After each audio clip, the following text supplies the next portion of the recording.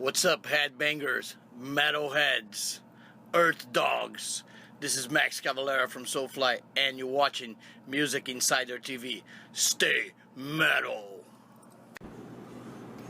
What's up? I'm Jeremiah from Music Insider TV, and we're here with DEVILDRIVER. How's it going, man? Good, man. How you doing? I'm good.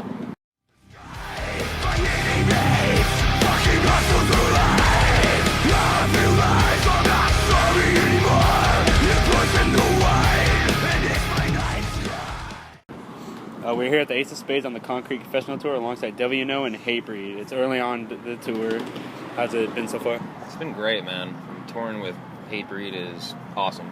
A lot of people come out and seem to be liking us, so I can't complain. It's awesome. On the first date of the tour, you released Trust No One, which was Friday the 13th. Was that an intentional release date? Friday the 13th was intentional. The beginning of the tour, I think that just ended up being a coincidence. Can you tell us a little bit about the Trust No One title of the album? That's all Dez is doing. I mean, he's the guy who decides on all the lyrical content for the band. But, I mean, Dez has had, I think he's had a little bit of an awakening in the last couple of years of his life of who he wants to surround himself with and who he doesn't want to surround himself with. And the title stems from that.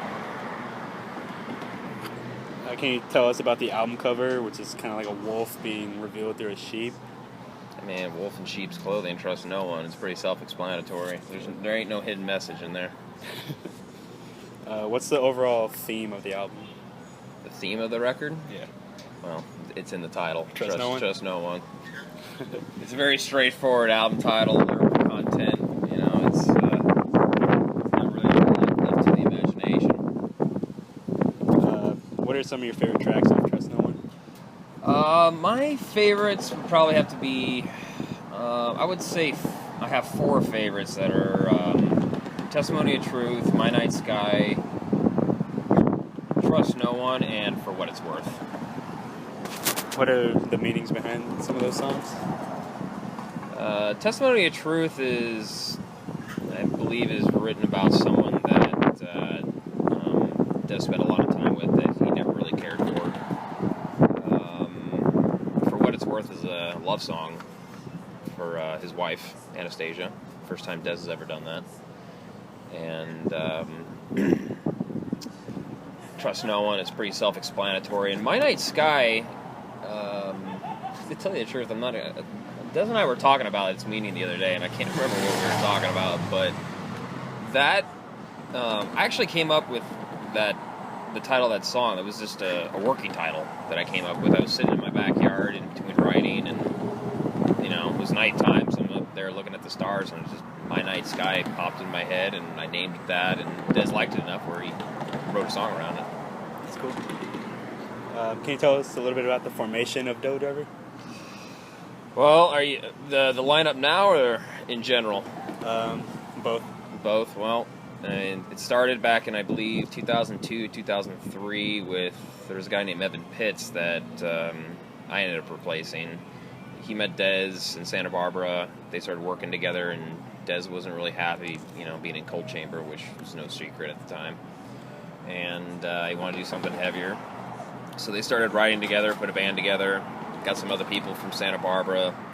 Three of those guys were guys that I was in a band with, you know, being John Miller, Jeff Kendrick, and John Berkland.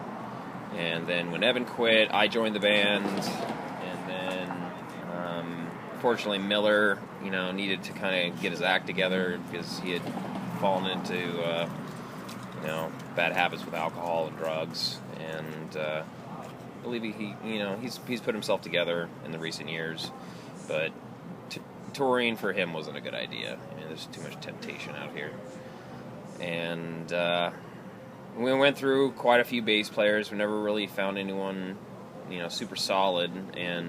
But now we have Ashes, which he was playing in Static X for a little while, and he's done some other bands. And I really think he's a keeper, man. Like, I really like the guy. He's a great player, and he's fun to be around. He's easy to tour with. I mean, he's just an overall awesome guy. And then we got Austin Diamond from, he was in Chimera. And the new guitar player's name is Neil Tiemann. And he's done a lot of rock stuff. He was in a band called Burn Halo. He was David Cook's guitar player for American Idol for many years. But he was a metalhead that was forced into the industry, or not forced into the industry, but always got jobs that were more rock-based than metal-based. So, and him and Dez have been friends for years. So Dez immediately suggested Neil to me. And I was a little uneasy at first because of his background, but when I saw him play, he changed my mind within like 5 minutes. Can you describe a little bit about what it's like writing with No Driver? On this record, super easy. I mean, I built a soundproof studio in my house, and I can play guitar as loud as I want until it doesn't matter how late. I'm not going to bother anybody. My roommates can't hear it. My neighbors can't hear it. And I did the majority of the writing on this record, but I really welcomed Neil and Austin's input on everything. There was a couple songs like My Night Sky I felt was good as is, and I didn't even ask their opinion on it. I think I might have asked their opinion if anything sucked, but I didn't ask them to help me try to rewrite anything. And the same with Testimony of Truth. Like those two songs were mine, and I was like, I don't want to fuck with them. And but pretty much, I mean, Neil and Austin had some input one way or another on almost everything else on the record. For What It's Worth was a song that was completely written by me, but then at the last minute we ended up changing a verse that Neil wrote for it, and we ended up taking it out. And but I second guess myself a lot when I'm writing. Like, I'll have 3 riffs that I want to stick in a particular place, so I'll go like, what do you guys like better? Or like, does that suck? You know, like, or is that cool? And could it be better, or should I just leave it? You know, but it's nice to have other people's opinions around that you trust, especially Neil and Austin, who are just such amazing musicians. Ashes wasn't around for the record writing. He came in after it was all recorded. But those two guys were around, and they just they kind of helped boost my confidence. Like, okay, yeah, I think I like it, but if you guys like it, then we're going to keep it. What are your pre-show warm-ups? I usually have a power hour with Dez in the back of the bus with, something alcoholic. And, I like to warm up before a show. Very rarely will I ever... For the most part, I probably could just warm up for 5 or 10 minutes and play the show pretty damn well on this one, because I'm not playing... There's a few songs that are particularly tough for me to play, but those songs aren't in the set right now. But it's always better if I can warm up for at least an hour before a show, it's great. But someday, if we have the right dressing room, and I'll be in there 4 or 5 hours just playing guitar. Just there's nothing else to do, why not? And I just like playing guitar, it's fun. Since releasing your new record a couple weeks ago, do you guys have any big things coming up after this tour? We've got about a month off after this, and then we go to Europe for about a month, do some festivals, and then we have 5 shows with Ministry in the United Kingdom. We just got confirmed for Ozfest, which I believe is in September. That's cool. And the rest of the year, we should have figured out, I would say in the next month, about what's going to happen between like September and up until Christmas of 2016. Are you a fan of more club venues like this one, or festival? I like doing both. I think if we just did clubs all the time, I think I'd probably get bored of them. If we just did festivals all the time, I'd probably get bored. I wouldn't say get bored, but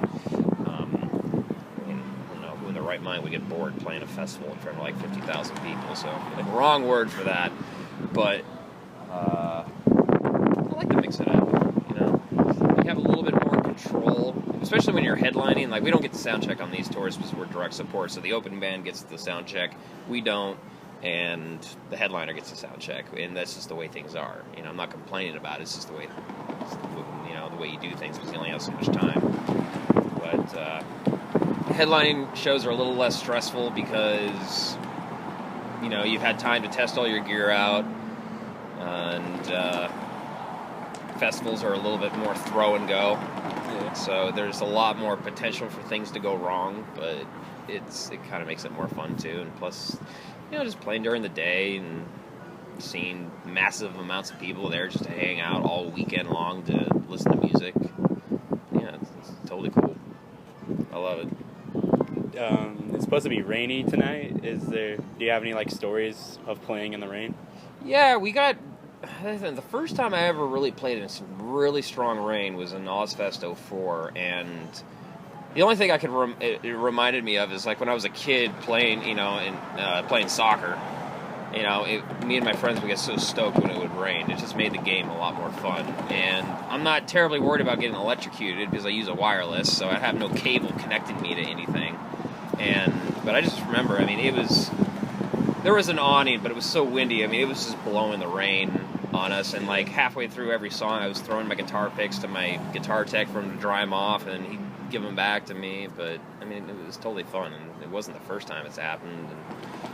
And last time we were in the Ukraine, we played a festival, and right after we were done playing, this big storm came. You can actually see it I think in the Fate Stepped In video, you can see a shot of my old bass player Miller with lightning in the background, and that's the same festival in Kiev. And it just started pouring rain after we were done, and we were behind the stage, and the backdrop kind of acted like a sail. And we were getting into a van, and a big gust of wind came, and the whole back of the stage just looked like it was coming down on us for a second. Obviously it didn't, but I'm screaming at everyone to get in the van and trying to communicate to this Ukrainian guy in English that probably doesn't speak a lick of English, to back the car up, and I'm pointing up at this thing, and it's dark outside, and that was a little bit of a scary moment, but it kind of rocked back and then went back into place, and it was okay, let's get out of here. We're done. Yeah, we're done. Festival's over. Napalm Records. It's been cool, man. They treat us well and just let us be DevilDriver. I can't complain. I don't have as much of a relationship with them as I did with Roadrunner, but we've only released 2 records with them so far, so I'm still getting to know them. But I can't complain. They treat us great. For the last one, who are some of your influences to play music? It started out with Def Leppard when I was really young. When I saw Pour Some Sugar on Me, that was the moment where I knew what I wanted to do with my life, and I started playing guitar. I was 6. I think I started playing guitar around then, and then I quit for a while, and I started playing again when I was 10. And then by then, it was Metallica, Megadeth, and Pantera were probably the 3 big guys. And then when I got into high school, I got really into Marilyn Manson and the whole Antichrist Superstar record. And I don't really think that plays a whole lot of role of influence in the way I write. There is a solo on For What It's Worth that I think kind of, after listening to it again, it kind of reminds me of Marilyn Manson's song Tourniquet a little bit, just the solo. It just is very dissonant, just kind of has this progression in it that reminds me of that song. So I think, there are, whether you know it or not, things you listen to influence you either consciously or subconsciously one way or another. But lately I'd say Gojira and Whitechapel have been some big influences on me. They're really only 2 of the more modern bands that I like in the metal scene. This has been Jeremiah from Music Insider TV with DevilDriver, signing out.